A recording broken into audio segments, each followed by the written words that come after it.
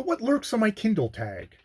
This is a tag that has been originates from a video by Michael K. Vaughan, who is participating in CriminOlly's 100 book challenge, where you read 100 books in your library before you go out and you buy another book. I'm not participating in this challenge myself. I believe Steve has dubbed it as rather satanic. And speaking of Steve Donoghue has glommed onto this tag with his Cthulhu-like tentacles and has decided to weaponize it into a tag where he wants everybody to haul out their electronic device, whether that's a Kindle or something else, and kind of go through their device and say, okay, I have all these unread things on here. Let's pull out a selection and talk about them.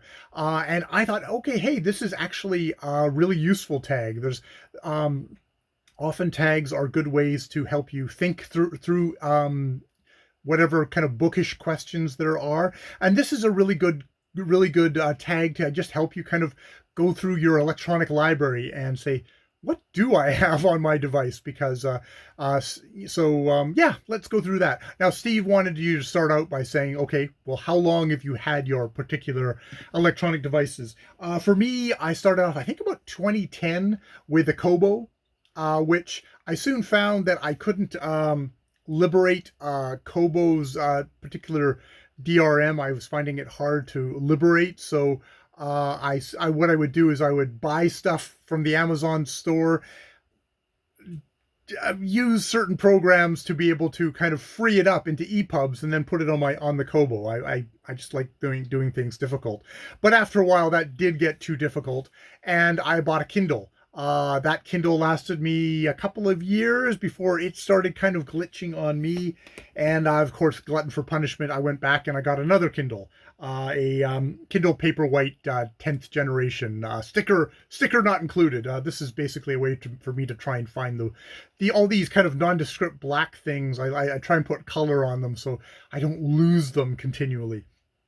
So yeah, I've been kind of an e-device reader for, I guess, 11 years now. Yeah. And I mean, I think as I've gone along, I've read this more, I've used this more and more, especially before I got glasses. I was finding that it was harder and harder to read paper books, and the joy of electronic things, I can actually make gigantic text if I needed to be able to read it, which at the end there, I needed gigantic text before I finally got off my butt and got some glasses. And even now, I still find I really like e-books. I don't really particularly have any gigantic attachment to paper books over e-books. If I've got the paper book, that's awesome. I like paper books, but I also like e-books, and I think it would have to be like, oh, I really love a book and I want to have a physical copy of it. Though I'm well aware of moves and things like that, or just make physical books such a pain, and stuff like that. The other thing is that I've now found with glasses, my favorite place to read probably still is in the bath, a nice hot bath, which glasses suck. Glasses suck. They just steam up.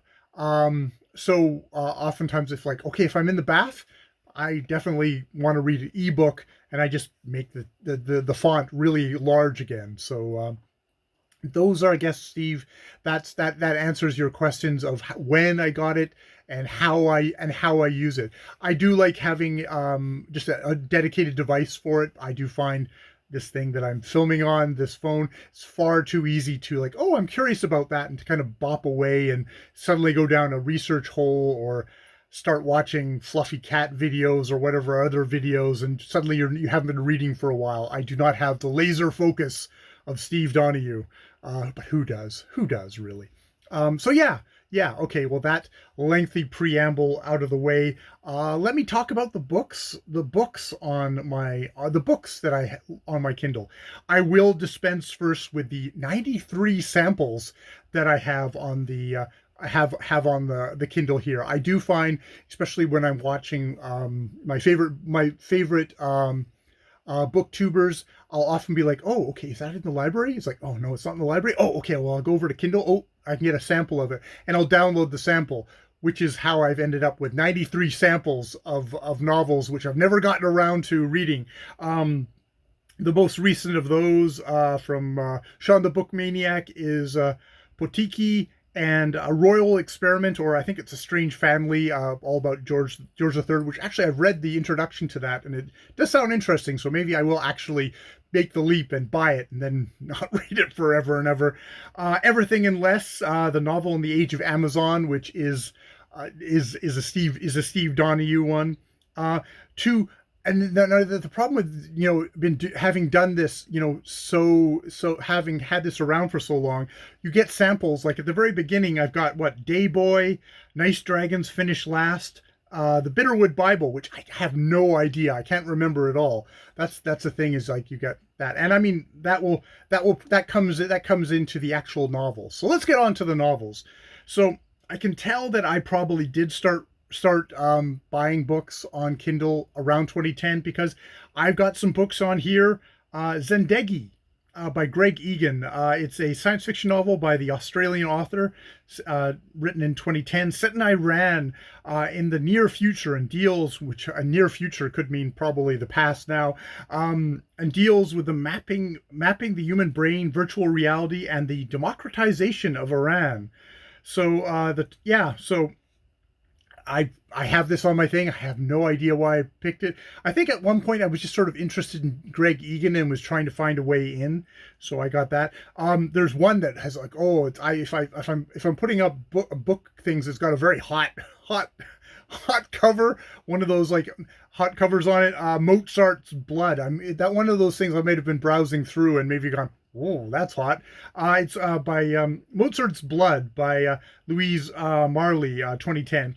As a young soprano in the 18th century, Octavia Voss was bitten by a vampire patroness during a sexual tryst with Wolfgang Amadeus Mozart, and was imbued with the essence of his astonishing musical gifts.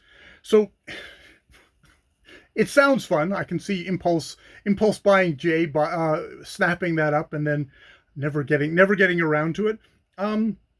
There are authors on here which it's like, when I bought them, I was probably hotter on them and have cooled since. I've got The Cat's Table, Michael Ondaatje, who is a Sri Lankan born Canadian novelist.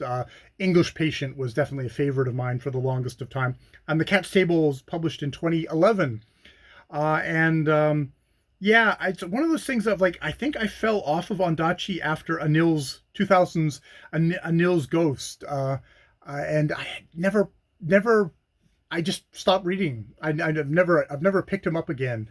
I think there was just something, I just kind of, there was a certain kind of poetic elusiveness that my brain switched over, or something in my taste switched over, and I just started finding it annoying versus bewitching or whatever like that.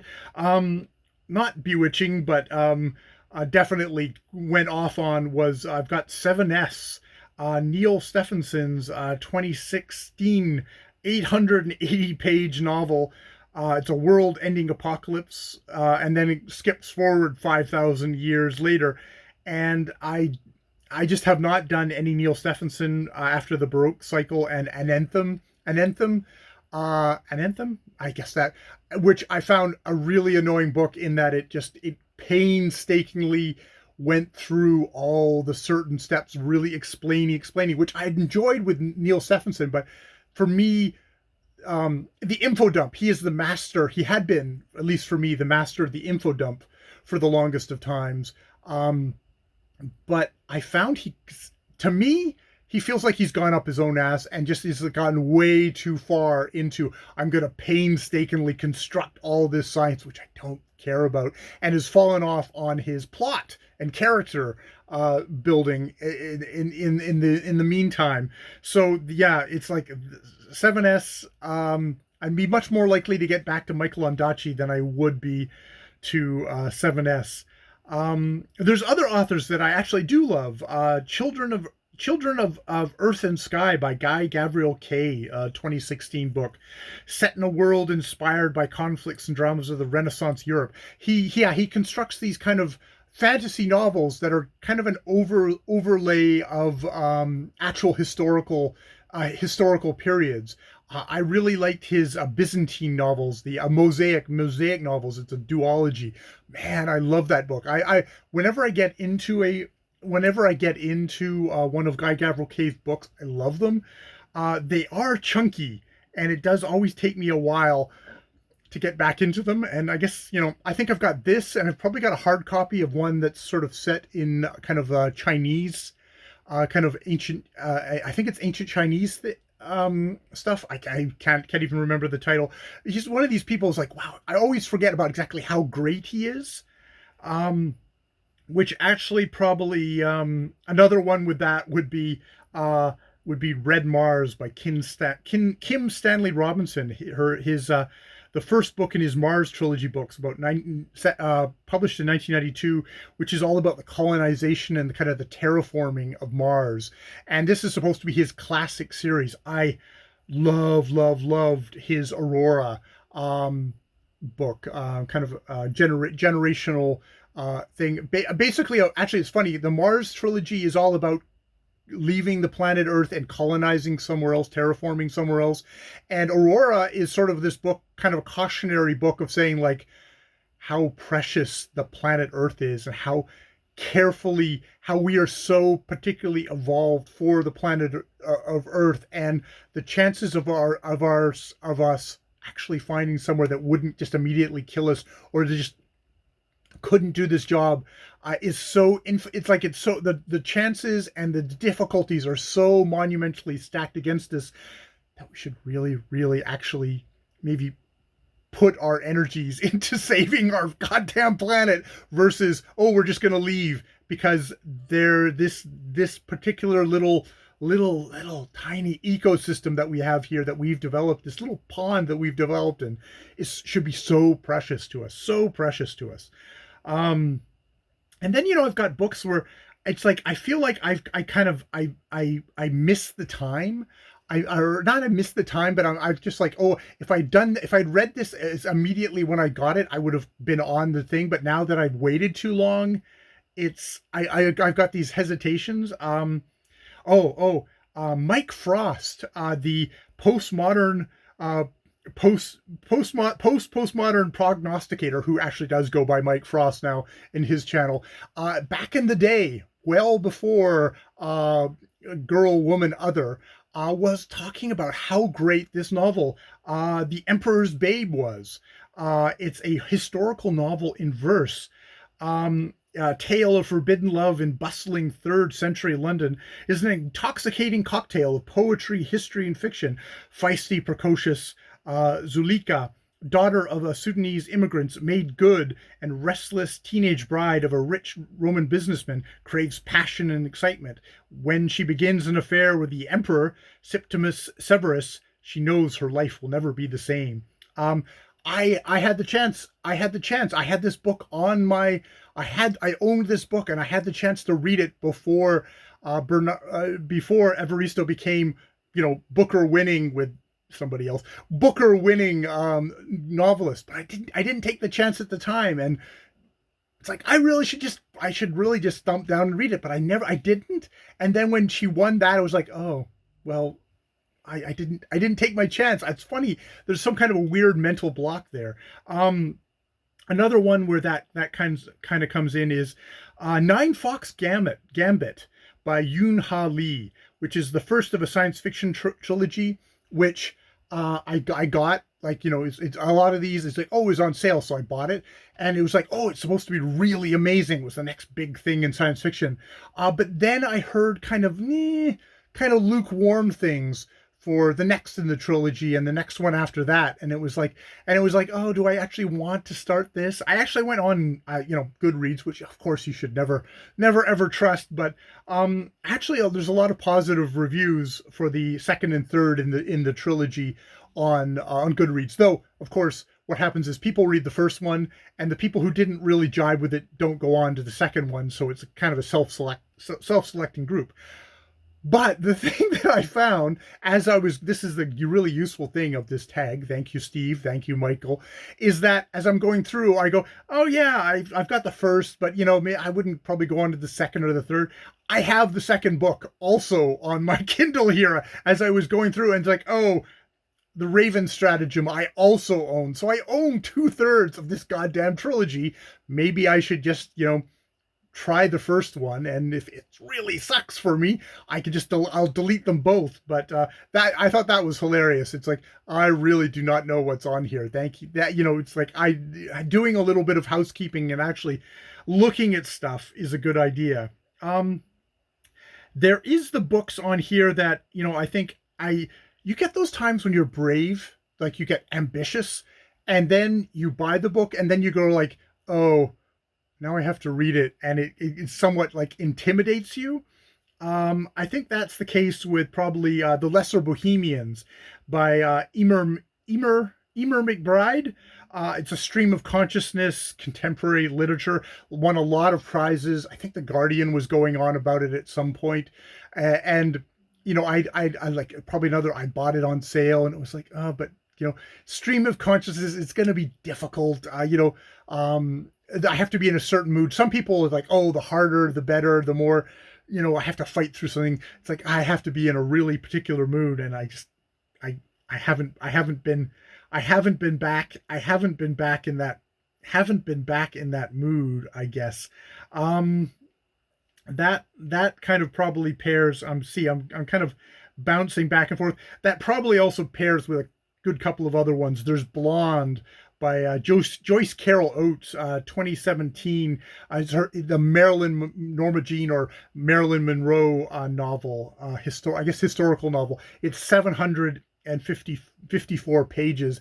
I think it's one of these things of I was watching Eric Carl Anderson, who is a big booster of Joyce Carol Oates, and he has such great wonderful taste in stuff, and I think I kind of I latched onto that particular gigantic Joyce Carol Oates book to choose. So I own that. It's like, oh yeah, I'm going to start Joyce Carol Oates. It's like, no, let's not start with like, a manageable novel. Let's get a big chunker. And it's like, oh God, now I look at that and I go 700 and something pages.